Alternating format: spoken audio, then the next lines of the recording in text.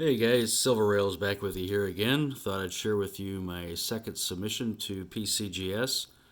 If you watched my last video, I had mentioned that the second submission would be coming along in a couple weeks or maybe a month. Obviously, it's been a lot longer than that. The reason is I actually did get this back quite a while ago, but one of the coins, oddly enough, was misidentified by PCGS, so I had to send it back to get the label corrected. I will show you which one that is when I get to it. So, getting started here, let's start off with a 1861 half dime. See if we can get that in focus a little bit. There we go.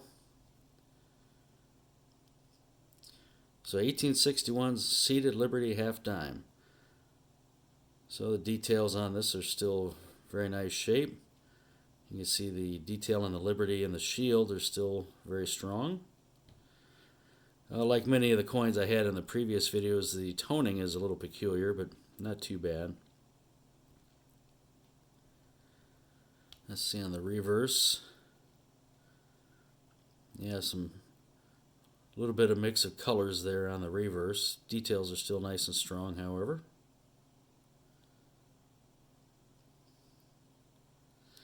Like in the previous videos, I went ahead and guessed at what kind of grades these might come in at. Again, if you saw my previous videos, you probably remember that I did quite poorly. I actually came in well below what PCGS had graded on several of them.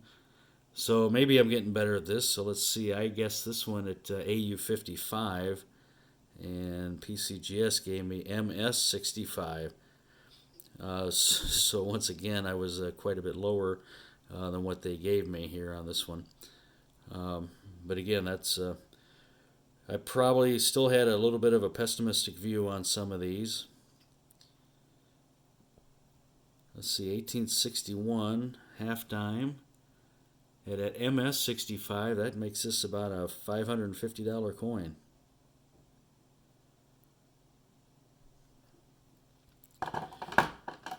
Now the next one we have is a 1859 O seated Liberty dime. Again, the detail's pretty good in the shield and the Liberty. A little bit of wear there on Lady Liberty herself. A few dings there on the cheek and a little bit of wear on the arms and legs, but not too bad.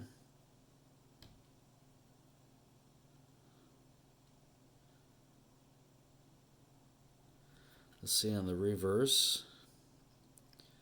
There you can see the New Orleans mint mark, the large letter O beneath the word dime. Detail's still very sharp though. Quite a bit of toning on this one again, just like many of the ones in the previous videos. So 1859 O seated Liberty dime. I guess this one at AU 55. PCGS gave me AU 53. So one of the few that I actually guessed high on, but just barely. So I'll still take that.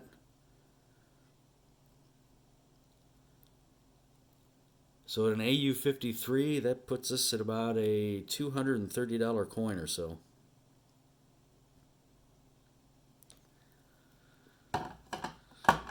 Let's see, the next item we have is a 1853 seated Liberty quarter. Now this is the arrows and rays variety. The arrows referring to the arrows you see coming out beside the date down there, and the rays will be on the reverse. We'll get to that in a second. A few little ding marks there in the fields, but not too bad. Liberty and the shield still nice and sharp. Just a slight hint of wear on Lady Liberty, but not too bad. Okay, yeah, there are the rays emanating from the eagle.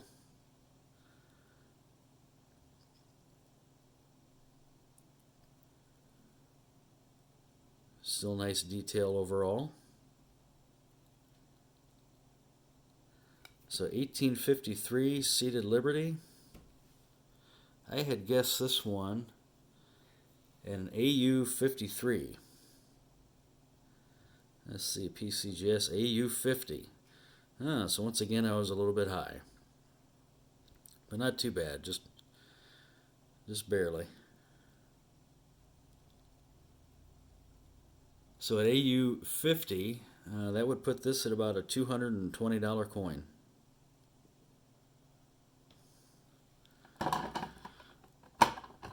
Next one we have is a 1855 Seated Liberty quarter.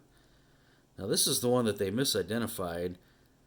They had originally labeled it as no arrows, but obviously you can see the arrows emanating from the date.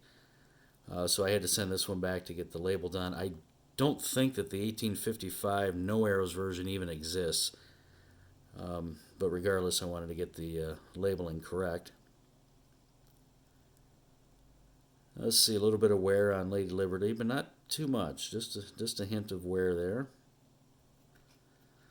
See on the reverse, just the slightest hint of wear on the eagle, but still everything else is pretty sharp.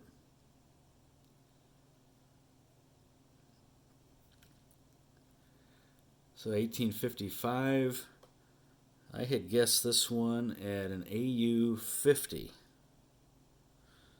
Let's see how we did here. AU 53. Okay, so I'm at least in the ballpark on some of these. Usually up or down one grade or so. So at an AU 50, that puts us at about a $320 coin. Okay, last one we have is an 1834 capped bust half. Now the 1834 cap bust half came in several varieties. There was one that was called the large date with large letters. Then there was the large date with small letters, and then the small date with small letters. This one here is the large date with small letters. So you can see the date down there is pretty pronounced, and then the letters refers to, or is on the reverse. Now the mintage between the three different versions was pretty much the same, so that consequently the value of each of the three versions is pretty much the same as well. So let's see on the reverse, yeah, there you see the United States of America is in small letters. Now the large letter variety fills up that gap pretty full there between the edge of the coin and the E Pluribus Unum banner. So we can zoom in a little better on that one. There we go.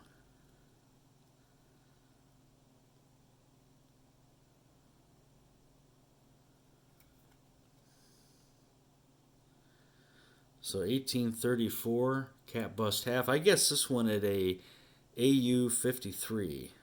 So let's see what I got here. AU 53. Okay, so I've got one right on the nose. Kind of rare. So that puts us at about a $265 coin.